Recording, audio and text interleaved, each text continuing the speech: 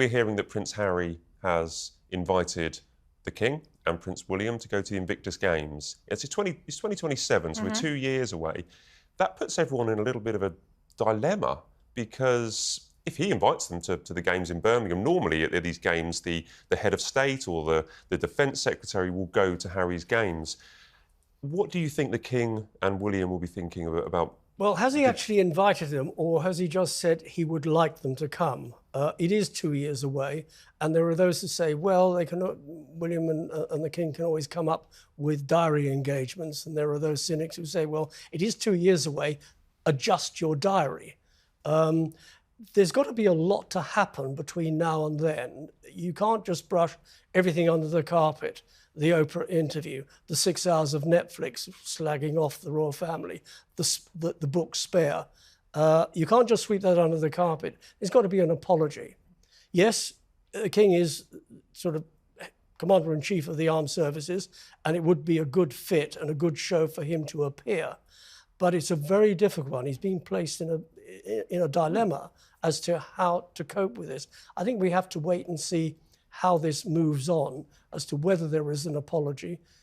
Life can change in 2 years. You know, a day in politics is a long time. 2 years in the royal family is even longer. So let's just see what happens on that front. May I ask you, one of the parts of the story, this was in the Mail on Sunday, I think, the other day, one of the parts of the story was that emphasis on getting in early with the invitation because the royal diary can fill up years in advance. How true is that in this scenario where let's say that the invitations have been sent out, is it possible that they would already be booked for, I think it's July 2027? The King, for example, would he be booked already, do you think? Firstly, I doubt the invitations have already gone out. I think Harry has sort of indicated and sort of flagged up that he would like his dad and his brother there. He's got to clear a lot of bad air to get them there, because William really doesn't want to have anything to do with him.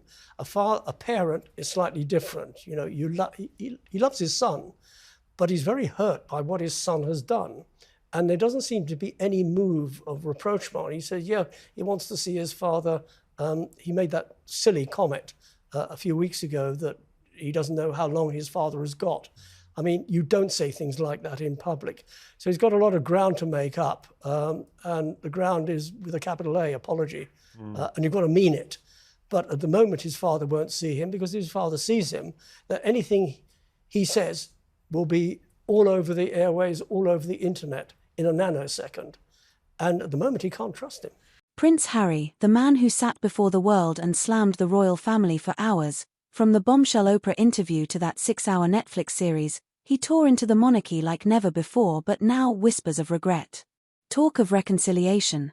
And one burning question, after everything he's said, is there any way to win Prince William back? It started with Oprah, a global audience, a glossy Californian garden, and 2 royals who couldn't stop talking. Harry accused his own family of cruelty, neglect, and worse, racism. It was raw, emotional, and devastating for the monarchy in that moment. The bond between 2 brothers, William and Harry, was shattered in front of millions. William was blindsided, humiliated, and furious. Then came Netflix hours of carefully produced content, edited to perfection, painting the royals as villains and victims of their own institution. Harry and Meghan told their story their way, but in doing so, they dragged the palace through the mud again. Behind the camera smiles, there was real bitterness. The world watched. But inside the palace, the damage deepened. William saw not just betrayal, but exploitation. Once inseparable, now strangers. These were brothers who had stood shoulder to shoulder through tragedy, duty, and grief. Now, they can barely stand to be in the same room. William, the future king, measured, composed, loyal to the crown. Harry, the rebel prince, emotional, outspoken, and unpredictable. 2 men shaped by the same pain, but walking completely different paths. In California, Harry found freedom, or so he thought. A new life, a new mission, and endless opportunities to tell his story, but without the royal machinery behind him, that spotlight quickly dimmed. Is still searching for relevance, while William is quietly building the future of the monarchy. The contrast couldn't be sharper, and Harry knows it. Through it all, William hasn't said a word. No interviews. No outbursts. No counterattacks, just a steady silence that says more than any headline ever could, because William doesn't need to fight back. The public already sees the difference between duty and drama. So, what's the only way Harry could ever win William back? It's not through another apology tour. It's not through documentaries or press interviews. It's through silence, humility, and time. If Harry ever truly wants to heal that bond, he must stop performing and start reflecting. Because forgiveness isn't earned through words, it's proven through actions. But you were famously sorting out these kind of issues when you were working for Her Majesty. We didn't have issues like that. But you had to negotiate what would look good, what would look bad, how to kind of present things. This would cause a massive headache to you if you were in the opposition. It would cause a massive headache because you just don't roll over having been rubbished for such a long time over a wide platform. Netflix has got millions of listeners. Harry Spare book sold millions. Oprah has 1 million viewers. To rubbish the royal family to that extent and then expect everybody to roll over and say, kiss and make up, all is forgiven.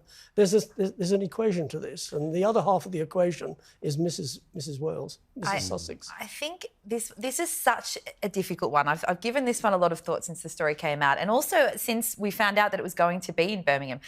I think there is a lot of sympathy and understanding and respect for the King's position and William's, because I think anyone can relate to the fact that if you've been spoken about, particularly publicly, and had your personal issues with family members aired in that way, of course you would be angry, and of course you would be well within your rights to do exactly as they have done, which is basically shut it down and cut him off because there's no trust.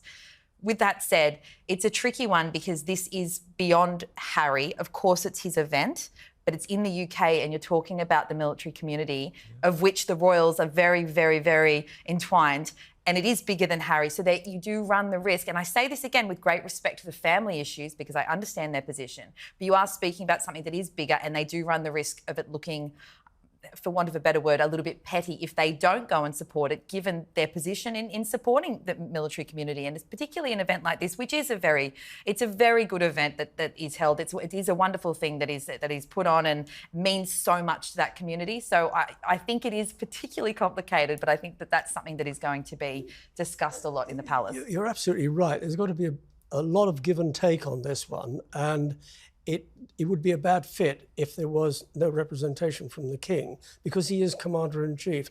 And these servicemen, ex-servicemen, they signed up the Queen shilling, and today it's the King shilling to serve.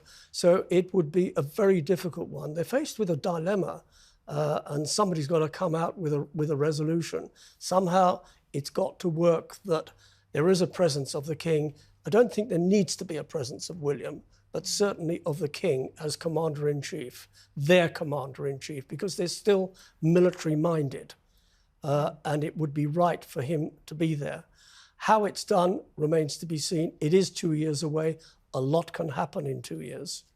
And we thought that it had all died down because it did appear that Harry and Meghan, but particularly Harry in this instance, wasn't going to talk anymore about the family. And then we obviously had that very unexpected and explosive BBC interview. So as you say, that's a crucial point. If there's any more of that over the next 2 years, and 2 years is a long time, it is much harder for there to be any more push forward. But maybe if nothing else happens for 2 years and the water's calm, come on, that's not going to happen. I don't know, maybe. They're in a pickle, but there is possibly a way out. No members of the royal family went to the 10th anniversary at St Paul's Cathedral last year. Harry came. We were led to believe that kind of invites or offers, would a member of the royal family like to come? They didn't. They said they were busy. They didn't meet Harry when he was over. And it's also Camilla's birthday. I think right in the middle of when the Invictus Games is, so they do have that kind of excuse. Yes, you can throw all sorts of things into the melting pot as to why it can't happen, but this is a very difficult and sensitive one because it's not just about the relationship of the King with his son, with his younger son. It's also his relationship with servicemen, injured servicemen, veterans, and dare I say, he has to be seen to be believed. So he's faced with a very difficult dilemma. But 2 years is a long time. A lot can happen. I know. We'll be talking about it again, I'm sure. We'll be talking about it again.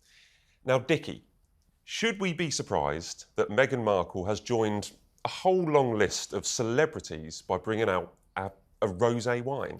I don't think we should be surprised at anything she does. And as far as bringing out a wine, it's going to sell something for something like 20 quid or 28 US dollars.